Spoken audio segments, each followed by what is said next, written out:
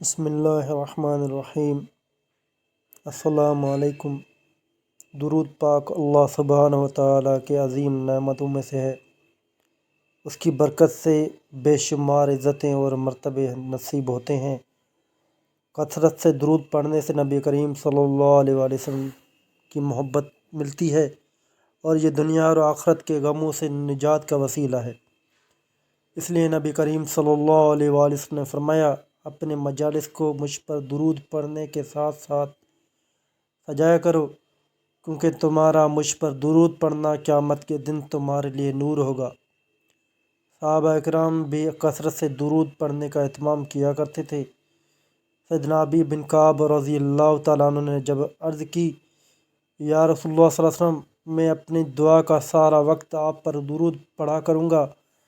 آپ صلی اللہ علیہ وسلم نے فرمایا، پھر تو یہ درود تمہارے سب غموں کے لیے کافی ہوگا اور اس سے تمہارے سارے گناہ بھی بخش دیے جائیں گے۔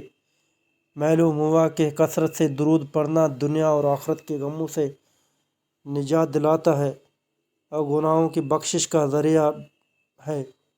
نبی کریم صلی اللہ علیہ وسلم نے فرمایا، جسے ایک مرتبہ درود پڑھنے کی سعادت نصیب ہو جائے تو اس پر اللہ سبحانہ وتعالیٰ کے 10 رحمتیں نازل ہوتی ہیں۔ اللہ سبحانہ وتعالیٰ اس کے 10 گناہ مٹا دیتے ہیں، 10 درجات بلند فرماتے ہیں اور 10 نیکیاں عطا فرماتے ہیں۔ بلا شک وہ شبہ قیامت کا دن بڑا ہولناک اور سخت ہوگا اور اس دن لوگ شدید پریشانی میں مبتلا ہوں گے، لیکن نبی کریم صلی اللہ علیہ وسلم پر کثرت سے درود پڑھنے والا وہاں کی ہولناکیوں اور خطرات سے محفوظ رہے گا۔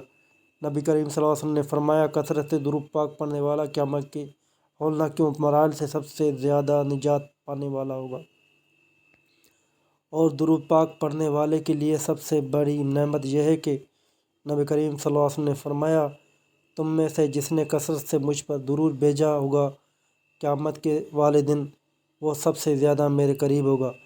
اللہ سبحانہ و تعالیٰ ہمیں کثرت سے اپنے محبوب کریم صلی اللہ علیہ وسلم پر درود پڑھنے کی توفیق عطا فرمائے اور ہمیں نبی کریم صلی اللہ علیہ وسلم کی محبت اور معیت عطا فرمائے۔